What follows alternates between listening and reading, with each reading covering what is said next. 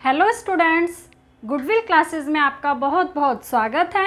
अब हम कर रहे हैं अपना क्लास 11th का चैप्टर है आपका आगम। इससे पहले लागत हो चुका है, जिसने भी नहीं देखा है उसको जाके पहले कंप्लीट करें। लागत चैप्टर की वीडियोस 3 पार्ट्स में थी, ठीक है। अब ये हम आगम कंप्लीट करेंगे। देखिए, सबसे पहले हम इसका मीनिंग देखते हैं कि आगम होता क्या है। आगम का दूसरा नाम है संप्राप्ति, जिसको इंग्लिश में बोला जाता है रेवेन्यू, ठीक है। आगम या संप्राप्ति को इंग्लिश में हम क्या बोलते हैं? रेवेन्यू बोलते हैं। अब ये रेवेन्यू या आगम होता क्या है? आगम का अगर हम इजीली मीनिंग देखें तो इसका मतलब होता है आय। आय का मतलब इनकम, यानी कि एक उत्पादक है, जब उत्पादक अपनी वस्तुओं को बेचेगा तो बेचने से उसे क्या मिलेगा? पैसा मिलेगा, धन मिलेगा, यानी कि मनी मिलेगी। तो वो जो मनी मिलती है, पैसा मिलता है, वही हमारी क्या कहलाती है? आय कहलाती है। इट मीन्स इनकम कहलाती है। तो आगम का मतलब यही होता है कि जब एक उत्पादक वस्तुओं को बेचकर जो भी धन की प्राप्ति करता है उसे हम आगम कहते हैं, ठीक है। इकोनॉमिक्स की लैंग्वेज में आगम है इसका, लेकिन मीनिंग जो होता है आगम का मतलब आय होता है, ठीक है। तो ये हमारा चैप्टर है, बहुत छोटा सा चैप्टर है, ज़्यादा कुछ नहीं है। इसमें डेफिनेशन है, एक रिलेशन करना है और उसके बाद आपको इसके न्यूमेरिकल्स करने हैं, ठीक है। जिसने भी अगर कॉस्ट के भी न्यूमेरिकल नहीं किए हैं प्लीज़ उसे पहले कंप्लीट करें। और ये आगम के न्यूमेरिकल्स बहुत इजी हैं, तो इसको हम कंप्लीट भी कर लेंगे, ठीक है। तो चलो हम ऊपर पहले डेफिनेशन देखते हैं इसकी कि आगम यानी कि संप्राप्ति की डेफिनेशन क्या होती है प्रॉपर। तो देखिए, सबसे पहले अगर क्वेश्चन एग्जाम में 1 मार्क की डेफिनेशन आ जाती है कि आगम किसे कहते हैं, तो मैंने अभी आपको बताया आगम का मतलब इनकम, यानी कि जो हम वस्तु को बेच के जो आय प्राप्त करते हैं। तो यहाँ पर यही लिखा है कि एक फर्म द्वारा, फर्म मतलब आप कह सकते हैं कि एक उत्पादक के द्वारा या एक विक्रेता के द्वारा अपनी वस्तु की बिक्री से, जब अपनी वस्तुओं को बेच देता है तो प्राप्त कुल राशि को, जो भी वो टोटल राशि प्राप्त करता है, जो भी वो टोटल पैसा रिसीव करता है, तो उसी को हम क्या बोलते हैं? आगम बोलते हैं। इट मीन्स रेवेन्यू या संप्राप्ति कहा जाता है, ठीक है। अब इसमें 3 चीज़ें हैं कि TR यानी कि टोटल रेवेन्यू क्या होता है, AR it means average revenue क्या होता है, और MR मतलब मार्जिनल रेवेन्यू क्या होता है। देखिए, सबसे पहले अगर हम TR देखें, टोटल रेवेन्यू, तो वही बात है जो आगम का मतलब था, वही टोटल की बात है। यहाँ पर टोटल वर्ड दे दिया तो इसका मतलब ये होगा कि उसका जितना भी उत्पादन है, जितनी भी वस्तु है, सारी वस्तुओं को बेचकर जो सारा जो कुल राशि मिल रही है, तो टोटल जो पैसा है वो क्या कहलाएगा?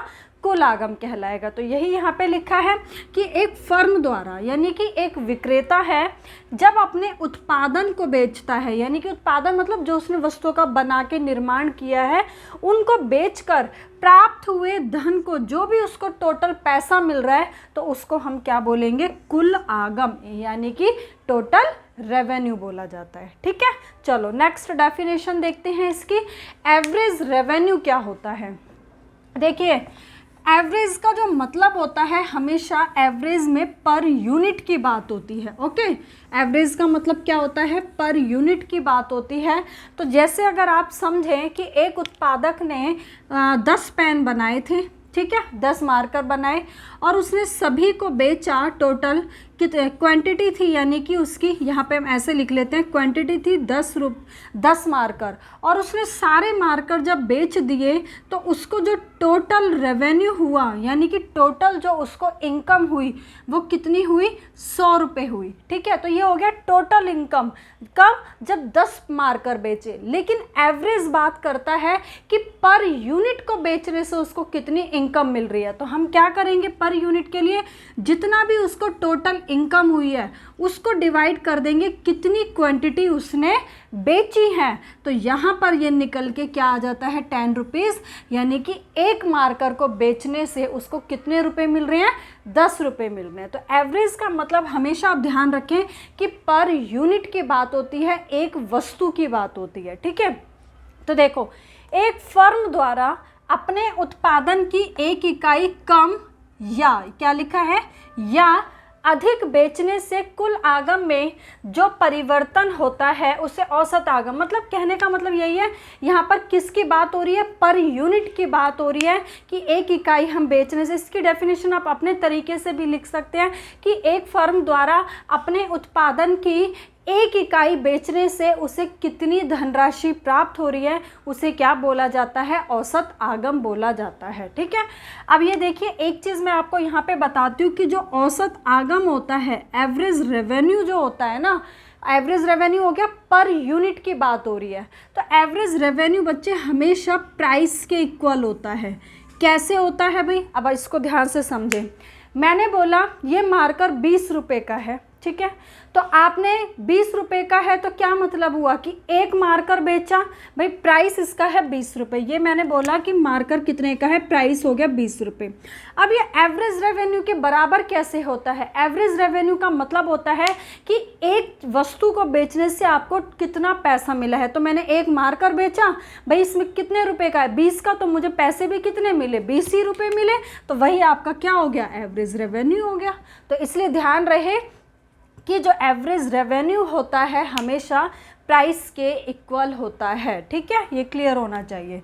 चलिए नेक्स्ट अब हम डेफिनेशन करते हैं सीमांत आगम, इट मीन्स मार्जिनल रेवेन्यू। देखिए जो मार्जिनल वर्ड होता है, ये मैंने आपको सारे जो वर्ड्स हैं, एवरेज है, मार्जिनल है, ये जब मैंने कॉस्ट चैप्टर कराया था उसमें भी बहुत अच्छे से मैंने क्लियर किया था कि मार्जिनल वर्ड का मतलब होता है एक extra unit and last unit को बोला जाता है मार्जिनल की बात होती है इसमें। जैसे देखो इसको समझे, मैंने अभी आपको बताया एक उत्पादक ने 10 क्वांटिटी मतलब 10 मार्कर बेचे, टोटल रेवेन्यू कितने में, 100 रुपये में। भाई 10 मार्कर उसने टोटल कितने रुपए में, या इसका अमाउंट चेंज कर लो, उसने बेचे हैं 10 मार्कर 300 रुपये में। बात समझ आई, 10 मार्कर थे, कितने रुपए में बेचे, 300 रुपये में। अब मार्जिनल का मतलब होता है कि एक extra unit and last unit क्या होती है, मार्जिनल। फिर उसने एक 11वां मार्कर और बेचा, 11वां मार्कर और बेचा, तो उसको इनकम हो गई भाई अब इस बार 330 रुपये हुई है।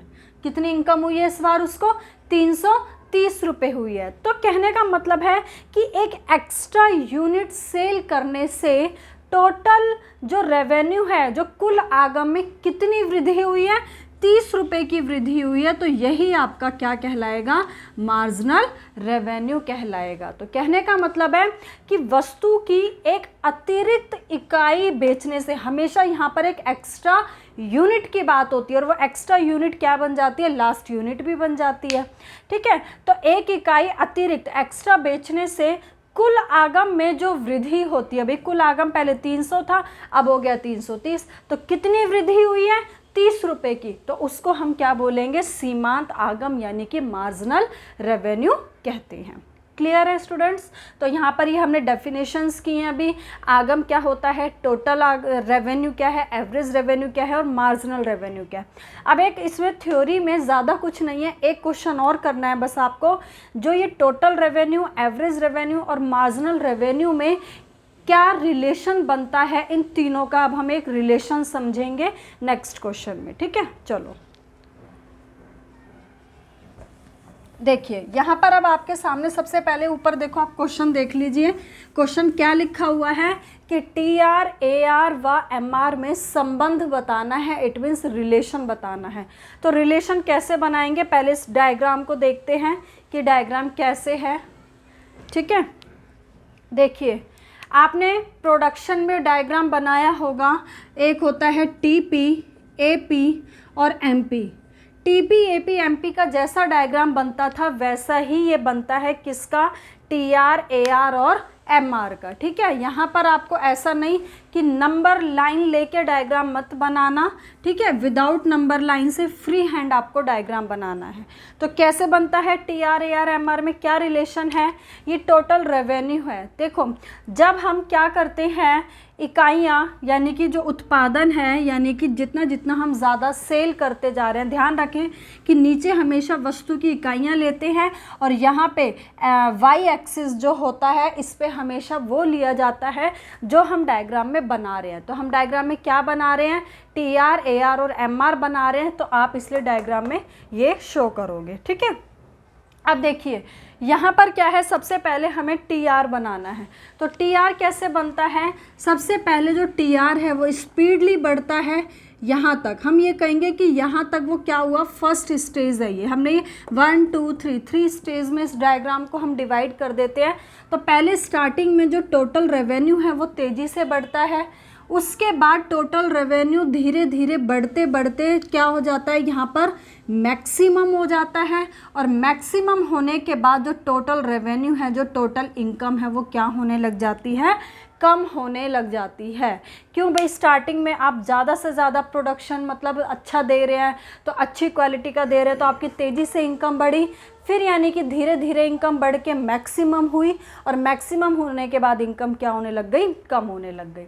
फिर हम नेक्स्ट लाइन बनाएंगे ए आर, यानी कि एवरेज रेवेन्यू। ये लाइन किसकी बनी हुई है, एवरेज रेवेन्यू भी पहले स्टार्टिंग में बढ़ता है, बढ़ते बढ़ते फर्स्ट स्टेज में यहाँ पे मैक्सिमम हो रहा है, और मैक्सिमम होने के बाद ये क्या होता है, गिरने लगता है, और थर्ड स्टेज में भी इस तरीके से ये गिरने लग जाता है। ठीक है, तो हमने ये 3 स्टेज बना दिए इस तरीके से यहाँ पर डायग्राम में।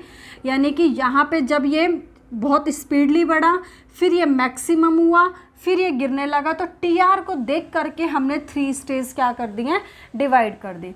नेक्स्ट आप लाइन बनाए एम आर, यानी कि मार्जिनल रेवेन्यू हमेशा ए आर के ऊपर से जाएगा। पहले ये बढ़ेगा, इंक्रीज होगा, बढ़ते बढ़ते एम आर मैक्सिमम होगा, मैक्सिमम हो के इस तरीके से लाइन बनाए, फिर ये इसको ए आर को इंटरसेक्ट करके ए आर से कम हो जाएगा। फिर ये ए आर यहाँ पर, सॉरी ये एम आर सेकेंड ये स्टेज है, यहाँ पे ज़ीरो हो गया, और थर्ड स्टेज में नीचे चला गया, इट मीन्स ये एम आर जो है नेगेटिव हो गया। तो कहने का मतलब है जो टी आर है और जो ए आर है वो ऑलवेज पॉजिटिव होते हैं, बट जो एम आर होता है ना, वो अभी आप डायग्राम न्यूमेरिकल्स करेंगे ना, तो वहाँ पे भी आपको क्लियर होगा कि जो मार्जिनल रेवेन्यू है वो धीरे धीरे क्या होता है, एक बार तो तेज़ी से बढ़ता है, एम आर ज़ीरो भी हो जाता है और एम आर नेगेटिव भी हो जाता है। अब ज़ीरो कैसे होता है, आप ये देखें कि जैसे मान के चलिए एक उत्पादक है 10 यूनिट बेच रहा था, तो उसको मान के चलो 300 रुपये इनकम हो रही थी।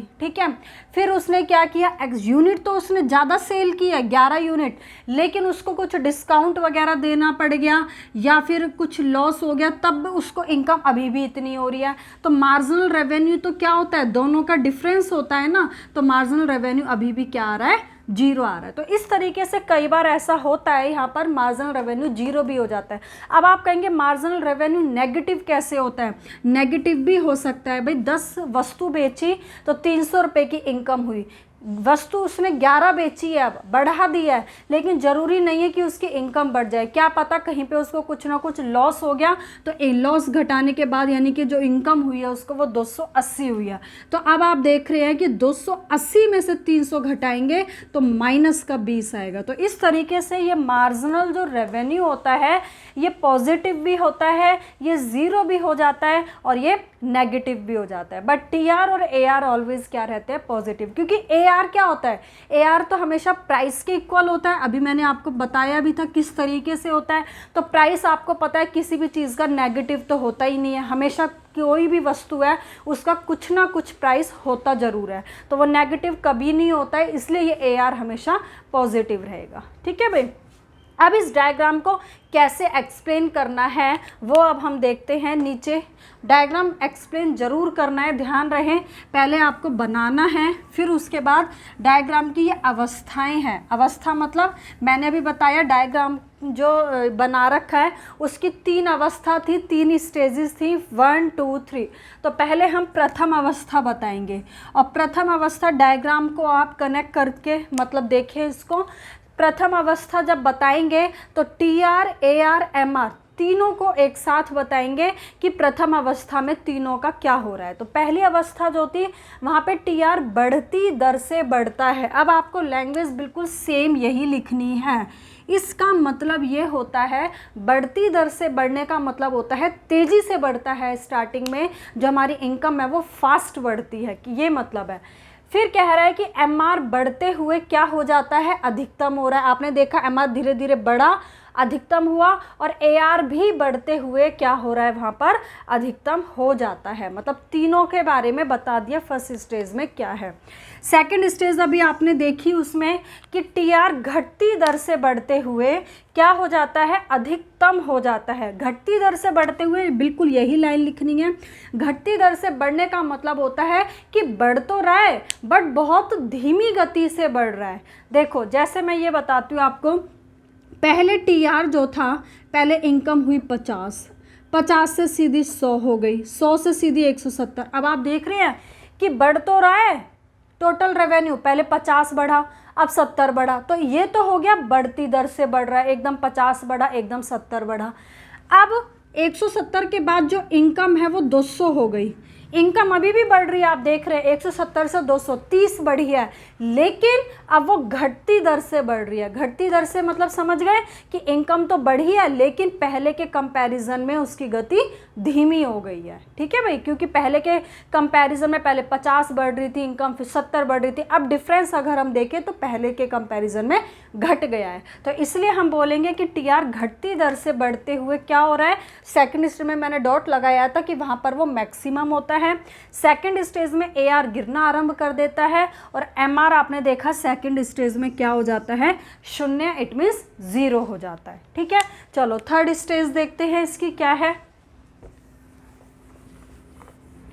थर्ड स्टेज में बता दिया तीनों के बारे में, बहुत सिंपल है। आपने देखा कि TR गिरने लग गया था थर्ड स्टेज में, MR क्या हो गया था, ये ऋणात्मक है, MR क्या हो गया था, ऋणात्मक हो गया था थर्ड स्टेज में, और AR का गिरना जारी है, मतलब AR भी थर्ड स्टेज में गिर रहा था। तो इस तरीके से आपको ये आंसर करना है। अब देखो कई बार मार्क्स के ऊपर भी डिपेंड करता है, वैसे ये वाला क्वेश्चन 6 नंबर का नहीं आता है, 4 नंबर तक का आएगा। तो 4 नंबर में आप क्या करेंगे, डायग्राम बना देंगे, डायग्राम को एक्सप्लेन कर देंगे। अगर जिसको ज़्यादा करना है तो तीनों की अगर डेफिनेशन भी बता सकते हो तो बहुत बेस्ट है, क्योंकि रिलेशन पूछा था तीनों में, TR AR MR, वो अभी हमने डेफिनेशन की थी। तीनों डेफिनेशन बताओ, डायग्राम बनाओ, डायग्राम को एक्सप्लेन करो, पूरे नंबर आते हैं। ठीक है भाई, तो थ्योरी इसकी आपको इतनी ही करनी है, इससे ज़्यादा एग्जाम में कुछ नहीं आती है। अब इसका बस सिर्फ एक न्यूमेरिकल पार्ट बचा है, तो वो हम नेक्स्ट वीडियो में कर लेंगे। ठीक है, तो यहाँ पर इस वीडियो में मैंने ये आपको थ्योरी कंप्लीट करा दी है। अब पार्ट 2 इसका ज़रूर देखें न्यूमेरिकल्स कंप्लीट करने के लिए। ठीक है, ओके, थैंक यू।